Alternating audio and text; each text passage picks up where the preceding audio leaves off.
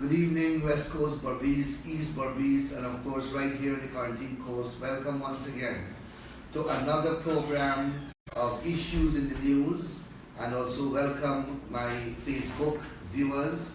You know, we are now streaming live on Facebook, and I want to welcome you to this program in which we are discussing the important issues which would have taken place in Guyana over the last week or so.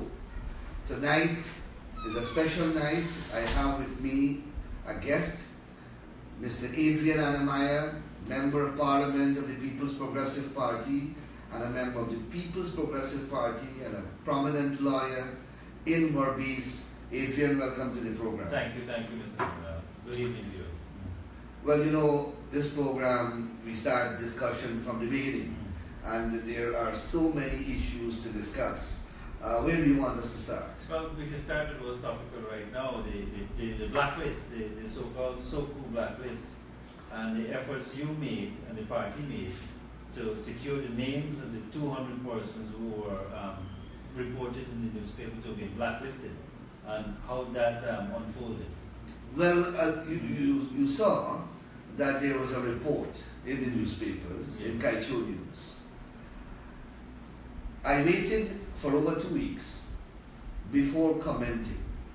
I waited to give the police force an opportunity to dispute the information peddled in the newspapers. No response came forth from the police force.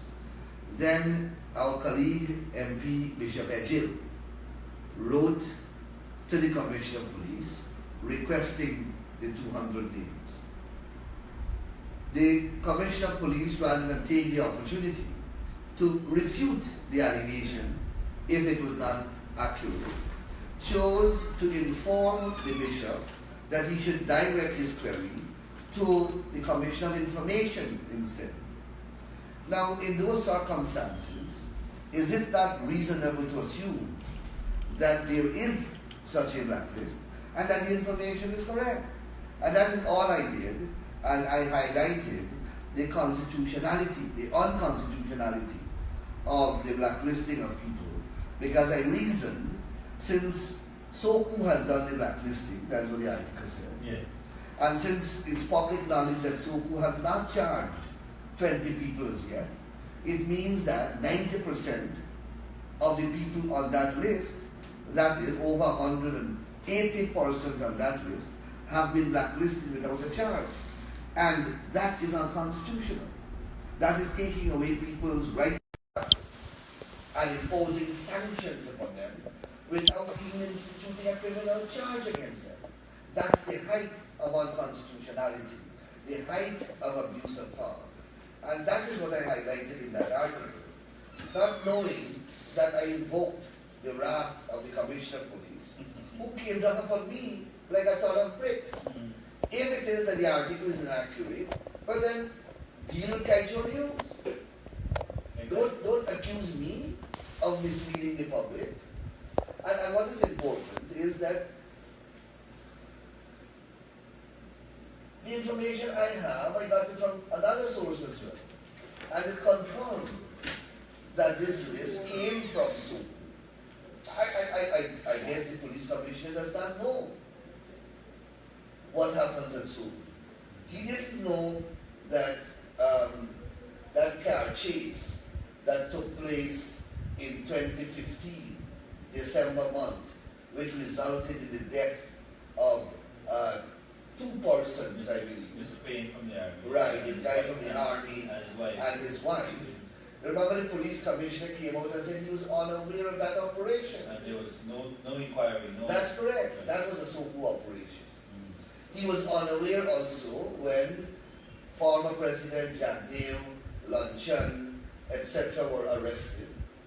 He was unaware when I was arrested and there were machinations not to get me before a magistrate so that I would have had to spend a night in the lockup. Right. The then Commissioner of Police, acting Commissioner of Police, said to the leader of the opposition that he's unaware. So who is operating, as we have been saying, with political directions and under political supervisions. So I am not surprised that the Commissioner of Police is unaware of these things.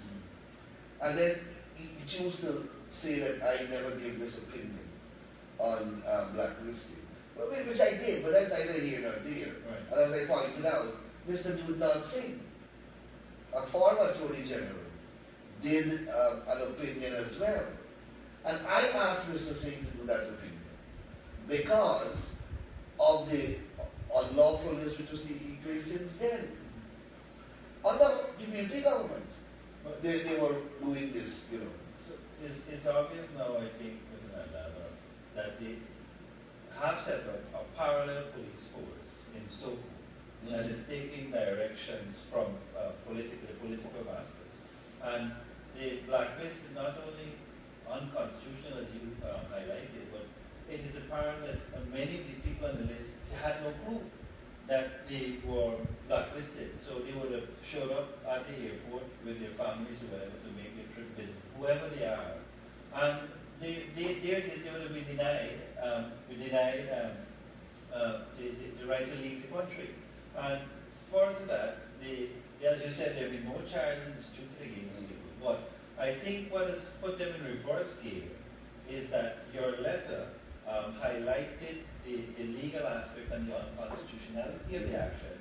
And they have now, they're forced to just distance themselves from it. And just, they're going to, but the thing is, the source, the reporting agency, the Kaishon News, what is happening to them? Well, that is the point I want to highlight. So, Mr. Commissioner of Police, rather than direct your anger or your wrath towards me, go to the source of it. And the source of it is the Kaishon News. And deal with the sanctions, if any, are going to be imposed on Kaishon News.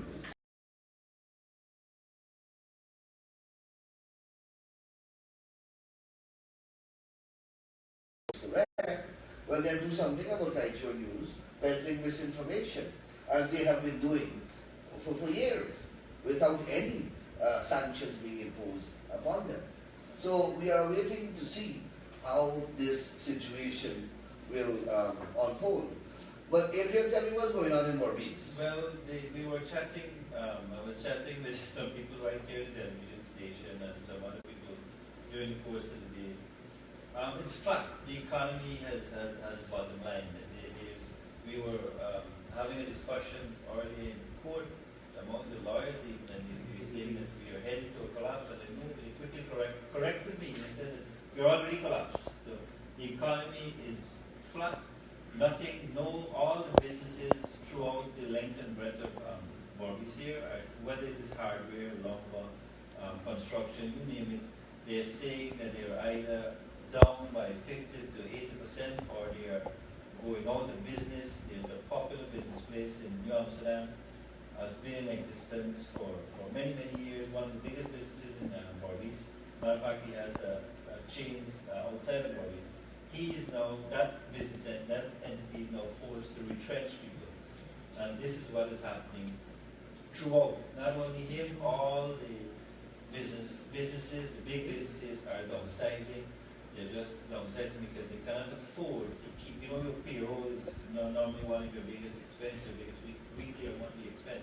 They're simply not doing the kind of business that will afford or enable them to pay the wages to the amount of staff. Even if they need the staff to function, they are forced.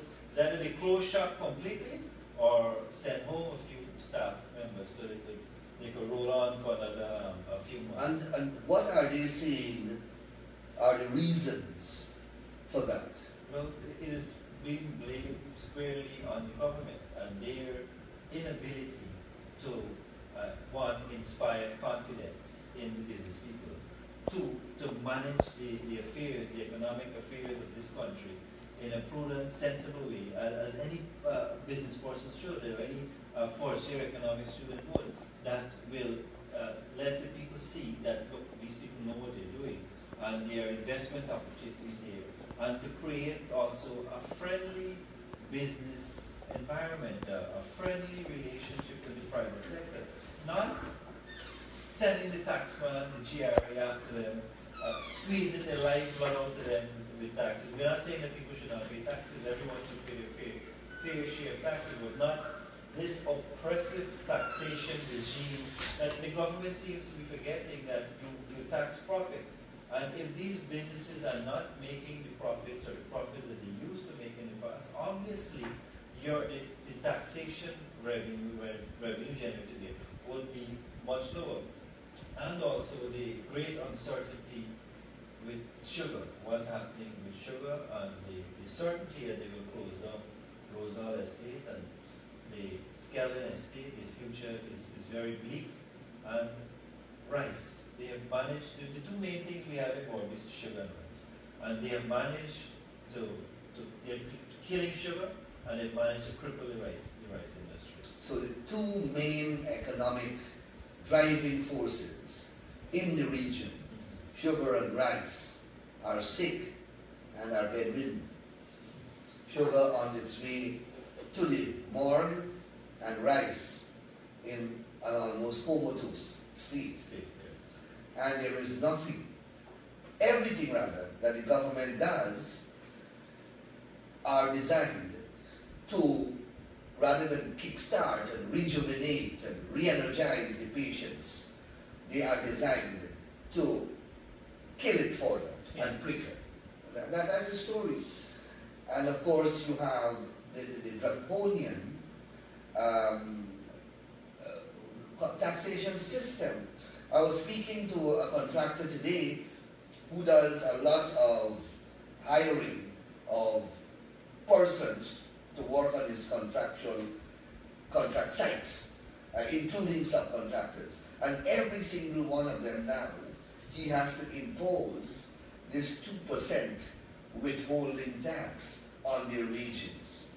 Because anybody who is employed by you, earning a salary for $500,000 over a 12-year period, you have an obligation to withhold 2% of their earnings and remit it to the GRA.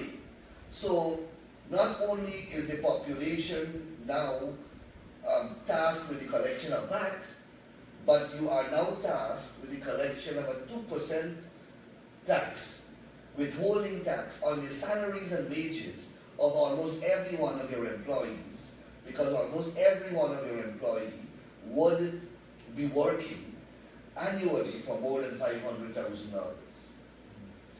Now, forget the worker who has to pay the tax, but look at the burden that they are imposing on you.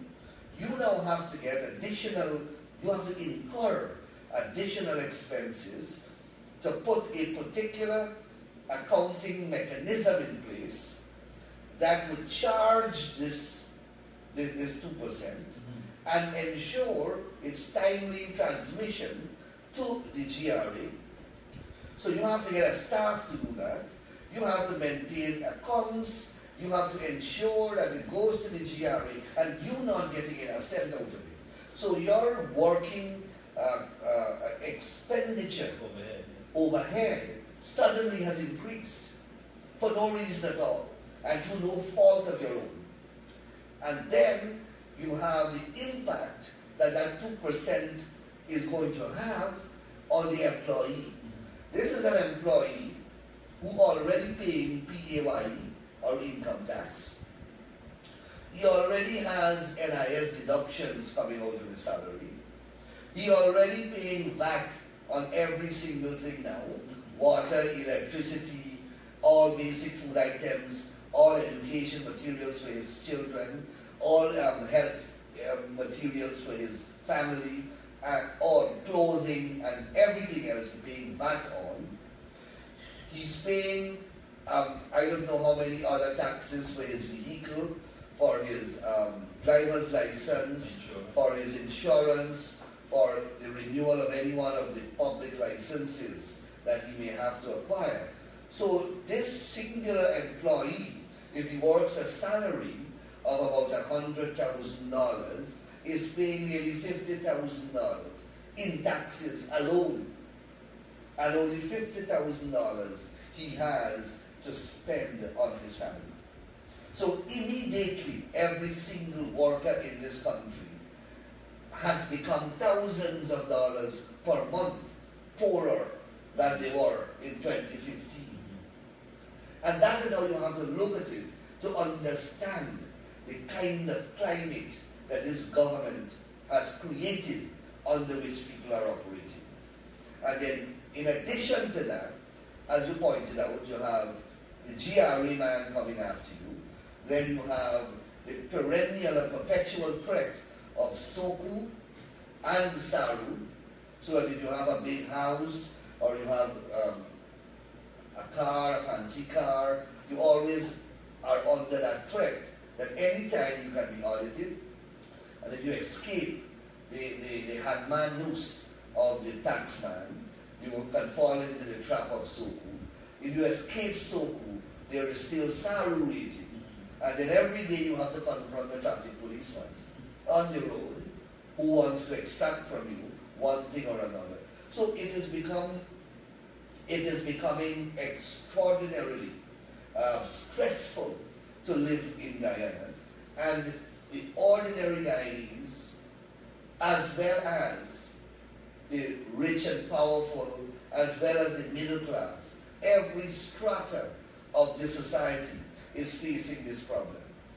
Every ethnic group, whether you're Afro-Guyanese, whether you're Indo-Guyanese, whether you're Amerindian, whether you're mixed, you're facing the same problems. The supporters of this government, they have abandoned them all. West Coast Berbice, for example, the main source of income there is farming. Farming on MMA land. Either cash crop farming, more rice farming in a large scale, cattle rearing, livestock rearing. They have increased the rates and the rental charges and the irrigation charges by 600%. And none of the ministers, including the president, are visiting any communities. I have always said to PPP areas whenever I go to speak to them, and not only now, since when we were in government, and I used to say to them that if ever we lose government in this country, it would be the last day that you will be seeing a minister within your community. And I go back now, and every day I am proven correct. But what is even more worrying is that even in their own constituencies, even in the village of Belladrum, in number 40 village, in Seafield, in Hope Town, and those villages where the people predominantly voted APNU, AFC, not a single minister are going into those villages. Check New Amsterdam, predominantly would have voted for PNC, APNU, or Leeds, and these villages, abandonment. Same thing on East Coast of Demerara, Golden Grove, Nabacales, Buxton, Paradise, Victoria, abandoned. Nobody ever see a minister in there. Buxton, BV, Pleasance, no minister visiting. No minister visiting. They're all in Georgetown. They're driving around in Land Cruisers. They are enjoying air-conditioned offices. And whenever they travel long distance, it's not within Guyana, but it's to Chedijagan International Airport, from whence they travel first class to various cities of the world where they enjoy themselves. And then they come back to Guyana to impose more and more oppressive policies upon the people of this country. But that is the story of this government. Their supporters, that you raise a good point there, madam. Their supporters need to hold them accountable. Remember, this is the government who campaign that the good life beckons. Yeah. They will make the lives of the ordinary man and woman, the working class person, better. They will increase the sugar worker's salary. They will do they lied to every sector, to every ethnic group, exactly, to every economic grouping, to every class. These people just lie to every single one. They lie to the churches, they lie to the young people of this country, they lie to the UG students about promising them jobs, and today the president said he was going to poke cook up rice and sell plantain chip on the road. He promised them a new university. He promised them jobs, IT jobs. One of the first things that they did was to scrap the one laptop per family program. And they implement a one teacher program, one laptop per teacher program. A program that would only see the distribution of about 20,000 laptops in the country. Ours was one that would have seen 150,000 laptops. That was replaced by a program that saw the distribution of 20,000. And yet these people boast that that is a better program. And you know, people believe them. But therein lies a big difference between the two parties, the PVPC and the AFC or Act 2 coalition, the PNC. That is the difference. It seems to me that when you look at their actions, the present coalition, that they, instead of sitting down in cabinet or wherever they meet, to come up with strategies and programs that will improve and enhance the life of every citizen of Ghana, they are coming up with, let's see how we could make more hardships, more suffering on the people. By the measures, the very measures they're implementing, you raise the thing with agriculture. What are you doing to agriculture? The president and the ministers would go around preaching that we are going to make Guyana the breadbasket in the Caribbean again. There's so much potential. It's just lies. And then they're taking away the lands from the farmers. You're raising the duties on the equipment. You're not getting markets for their product. So this is the kind of rhetoric lies, outright lies that they tell the people. And how is it that this government could turn a blind eye to sugar now? How can you allow an industry like the sugar industry in Ghana, it's been with us for over 300 odd years, to fail? No, this is not only the largest employer in Ghana, I think it's the largest employer in the whole Caribbean. In any other part, any developed country, even, they would not allow the biggest employer to fail. That simply is not done. It makes no sense politically, economically, socially. It makes absolutely no sense. And then there is no alternative. What are you going to do with 9, 10, 12,000 workers? What is the government's plan for these people? It's about 18,000 workers and about 4 other persons who depend upon each of those workers. Exactly. So right there you have 80,000 people directly affected by the sugar industry, and then you have to put another 20, 30,000 who are indirectly. But Guyana is such a connected society, such an integrated economy, that the taxi man, the taxi driver would be affected if the cane cutter doesn't get a job. The market vendor would be affected, the minibus driver, the grocery store owner, the rum shop store owner, every single person in the Burmese economy. The doctors, the lawyers, the doctors, everybody. So, and this government goes merrily along and spends $60 million on independence. $60 million again they spent to raise the golden arrowhead of achievement and to hold a little party at the Durban Park place there. A place that has become dilapidated after 1 year of construction at a cost of over $2 billion, for which there has been no accountability as yet. Not a single contract went to public bidding, but $2 billion have been spent. And in 1 year, you had to do another tens of millions of dollars in repairs and renovations. And then you had a little sport there again, costing the country $60 million. So that is what this government can do. Raise flags, build arches, give awards. They're finding reasons to sport and celebrate. So we celebrating, we giving awards, we losing people from prison, we building arches, we renaming the regions, we putting a flag in every region, we painting over fences in green, we putting yellow stripes on green fences. You see the litany of things that I've outlined? That is what this government has been proficiently doing. They're doing it with great class, great speed. That is what they're doing. Things that are nonsensical to the economic advancement of a country. Absolute irrelevance to the economic enhancement of a society. Doesn't generate any revenue. Doesn't generate a cent. It is a burden. They are acts of parasitism. They don't earn a single job for anybody. But they are more decorative. So you live in a hogsty, but you ensure that you got fairy light, and you got fancy curtain, and never mind it stink, and it's a big pen.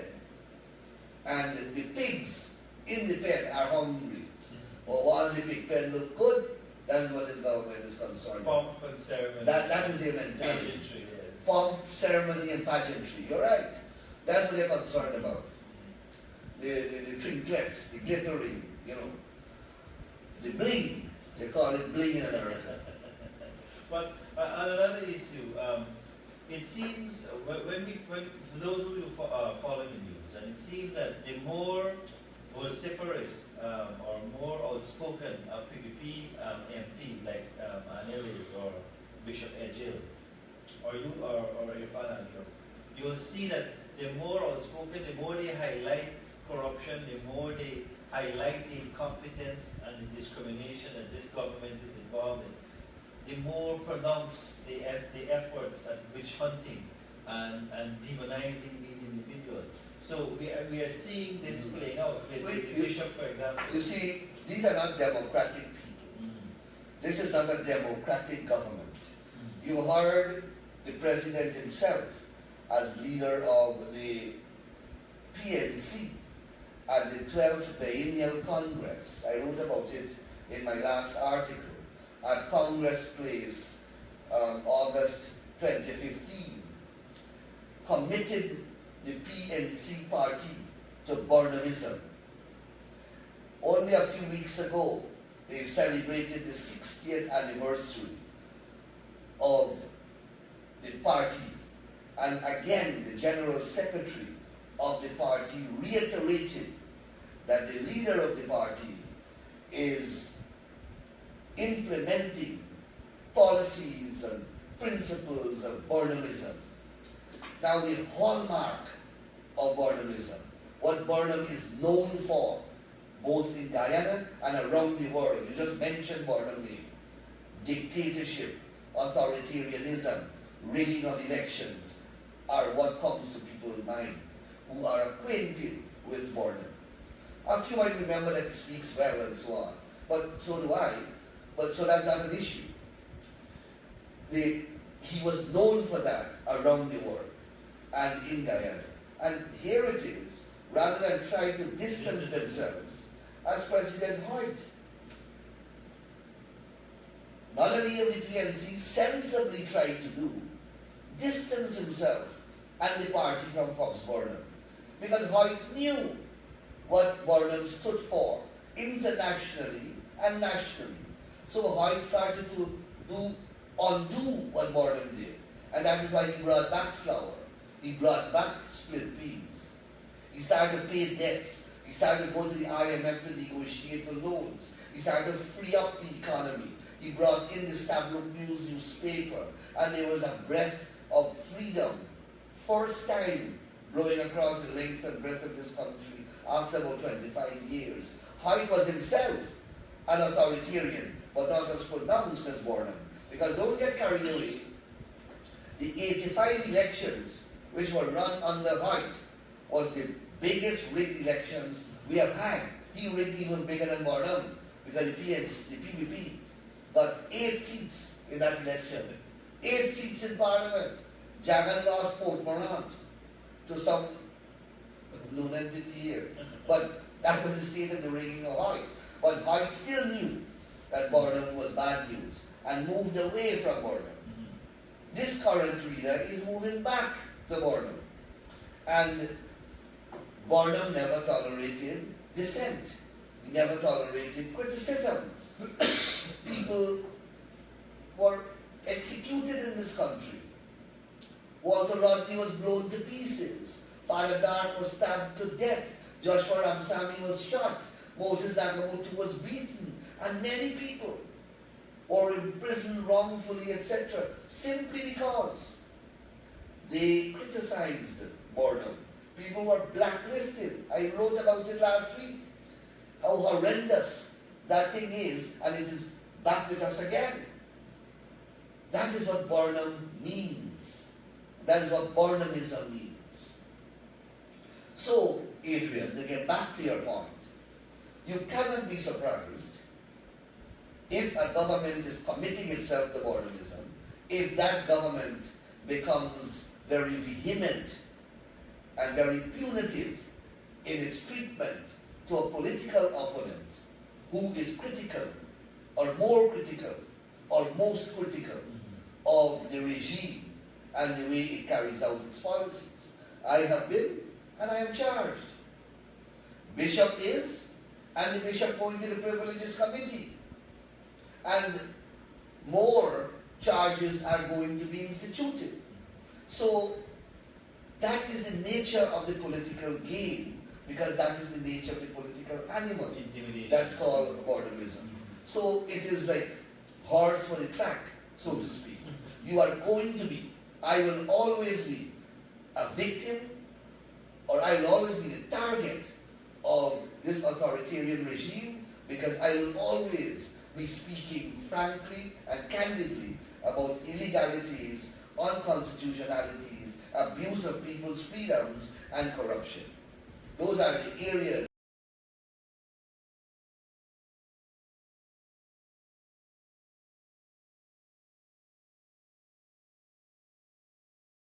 millions that's supposed to be saved.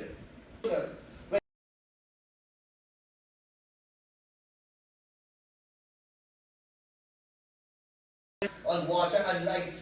They give pensioner free electricity and free water. They increase old age pension every year. They increase salaries every year. They never impose increased taxation. And with all the thieving taking place, the economy grew at 4.5% per annum, the highest growth rate in any part of the Caribbean. You not thieving, how the economy going into bankruptcy? How is it? You see how their own lives are coming back. And we don't even have to do anything.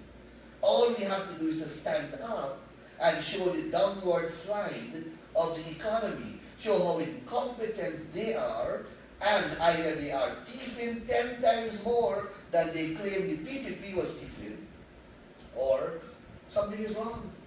Yeah, something is wrong. You make a good point with what's happening in the economy, the bankruptcy. The indicators are there, and again, this is not the PPP making this stuff up. The Citizen Bank recently has declared that their profits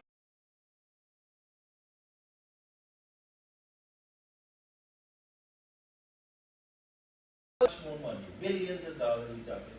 They were able to increase profits every year. And now after 2 years of this coalition government, that company, what changed? What is the dynamic of change? What changed? It's the government change. That company now has to go and take a loan from GBTI when they themselves were so well off, so well established financially that they could have set up a bank. Can you imagine that, viewers, what's happening? And the sad thing is that not only Citizen Bank, the other banks are also in crisis. Now that's an important point you just made. That banks their age under the PPP government had enough money to set up its own bank. Under the PPP government, it set up its own bank. 2 years under this government, it is borrowing from another bank. Go and take a look. It is borrowing from another bank. I think that alone creates the clearest picture of how the economy has declined. And you listen to the government ministers, every single one of them, and you realize that they're oblivious. And I was speaking about them not coming into the communities. And the truth of the matter is I don't think that they don't want to come into the community. Embarrassed. I think they want to, but they cannot answer to the people. They cannot face the people, especially those who voted for them. I understand the Prime Minister comes to Maurice once every 5 weekends, but he goes to some Kalimai Mandir, he goes into the Mandir and he runs out back and jumps back into his 21 million duty-free vehicle and heads back to Georgetown. I understand he can stop going by his family in Wim because the neighbors will come over and he can't answer the questions. He can't answer the questions. And when did I ask you to see Ramjatan? No, they have some. People are asking whether Ramjatan is still in government.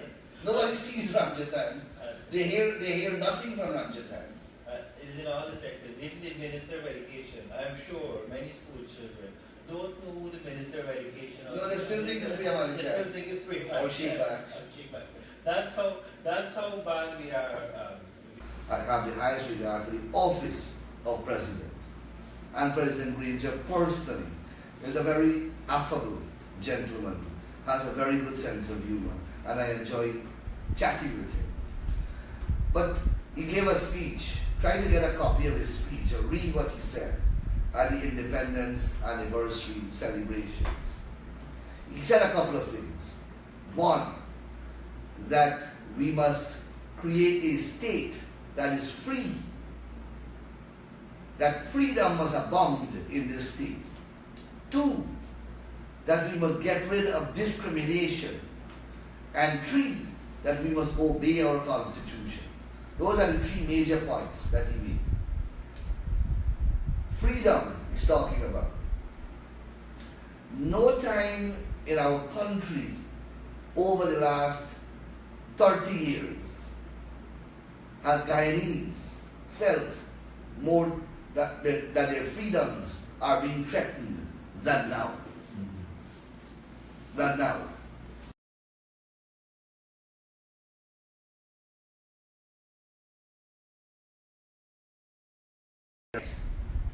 As rampant as you can get. Political discrimination, ethnic discrimination. Look at any board that are being appointed. Look at any person who's going into whole office, and you will see what I'm speaking about. It's one set of people. Look at the people who are being dismissed, another set of people. And look at the rice farmers and so on whose lands are being taken away. Some of them may be Afro-Guyanese, but they are told that their leases are being taken away because they are supportive of the PPP. So you have political discrimination. And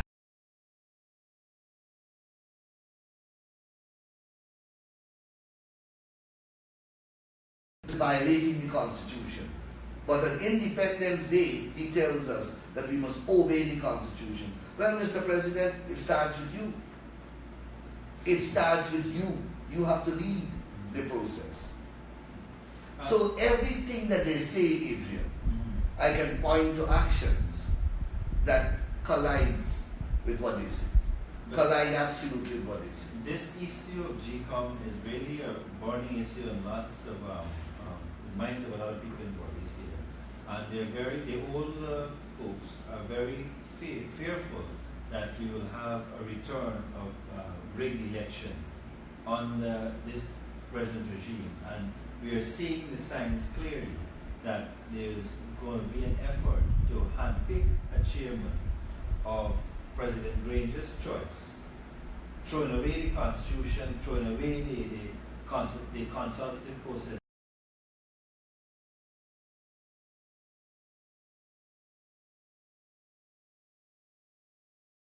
In the law, we are highlighting the international community, we are informing the Carter Center, we are speaking to the diplomats here on a regular basis, we are informing the international community what is going on, and the world is watching. But let me assure you, the people out there, that if that is the plan of Mr. Granger et al., it is not going to be a plan that will be successful. It will not be. Adrian, we need to take some calls now. Sure. The phone has been going. Caller, you're on the air. Caller, you're on the air. Good night, good night. Sorry, you gotta speak up, sir. Thank social cohesion shown and manifested on that list. Now, if you want to participate in this program, then please you will have to lower the volumes of your television sets when you call. And I see, I know that some of the news agencies carried some criticism of the lack of the presence of the opposition MPs at the flag raising. No, I can answer that very quickly. Yeah, but they seem to have forgotten that last year when we showed up in Yeah, let numbers. me take this call. Sure, go ahead. Caller, yes, you're in the air. Yes, sir.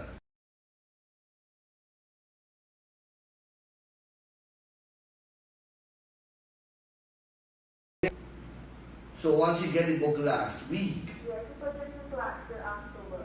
so she, yeah, alright.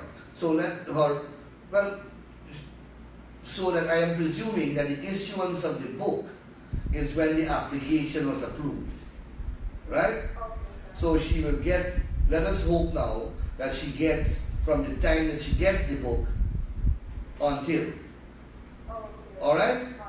She can't get before, although her application may have been in since last year, maybe it was only approved this year.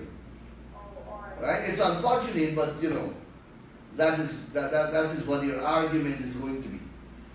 Alright, thank you. Alright, thank you very much for calling.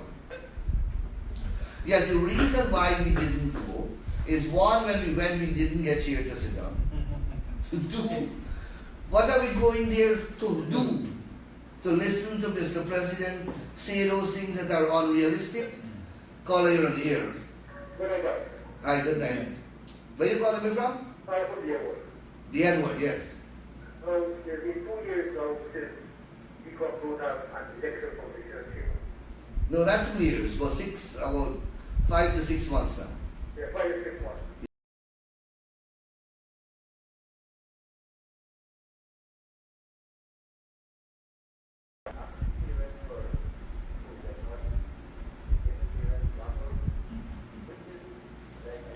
Market day. Alright, I'll draw it down publicly to you. Thank you.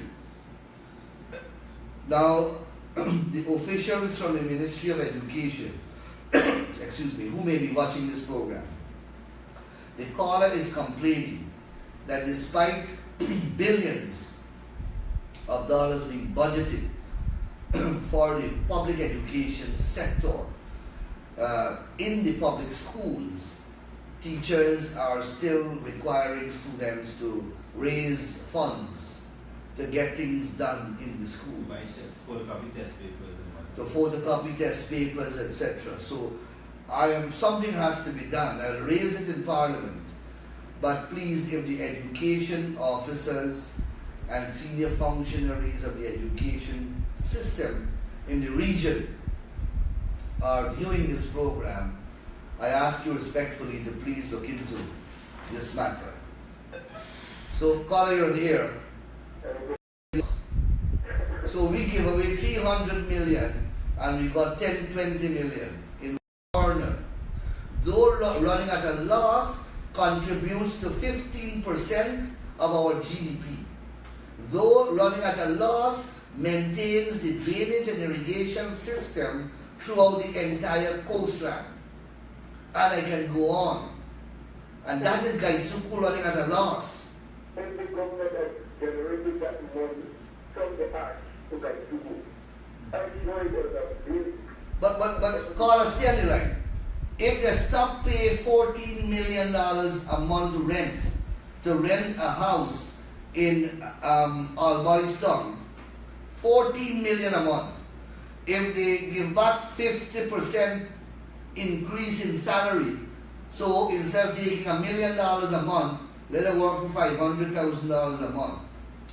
If they didn't spend $2 billion to build a couple of wooden stands at Dorman Park, which they pay another $60 million to repair. If they didn't pay $300 million $600 million for $300 million of drugs, if they did not write off $80 billion in taxes to DDL, if they did not pay Brian Tiwari 6.5 million US on a mere letter that a lawyer wrote, let me just stop there. You know how much billion dollars? You have money there to pump into Kaisuku for the next 10 years. I just give you all the answers. Alright? Thank you very much, caller. So, it is not that they can't find money. They said that we used to lose, what was it? 15 billion US dollars, I think, per year through the gold smuggling. 15 billion US per year. Well, they are in government at 50 billion US, you know. They are in government for 2 years. So where is it 30 billion US? Unless they smuggling the gold. Take 2 billion out of that 30 billion and give it to guys. And end of the matter. End of the matter. But you see, when they lie, that is what happens. When they want to make the PPP look corrupt, that is how they find themselves in half of the problems that they have. Yes, caller, you're on the air. Good night. Thank you. Where you calling me from? Robert Creek. Good. I'm glad that I'm getting signal till I'm there.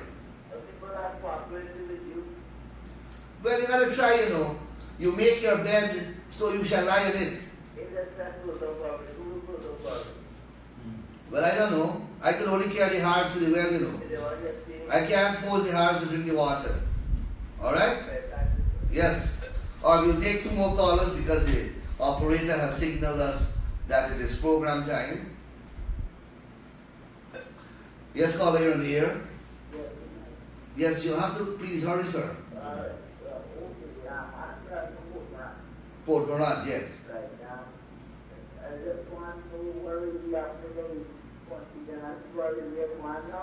The ABC country. Well, you got family in America? No, you don't got family in America and Canada and so on? Well, write them a letter, make representation to the congressmen and the congresswomen and the senators and so on.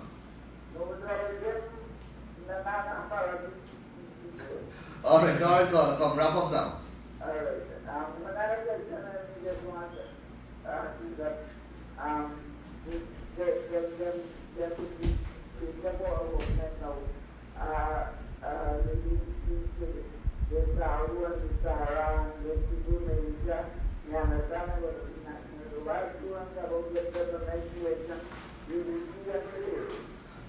Alright, caller, thank you. Adrian, this is where we have to say goodbye. I want to thank you very much. Any final comments you would like to make? Just very briefly, that we are headed for tough times, viewers. Things will get worse before they get better. But we have to remain optimistic that there will be light at the end of the tunnel. And as one caller quite rightly said, that we can't do everything. We can't do everything.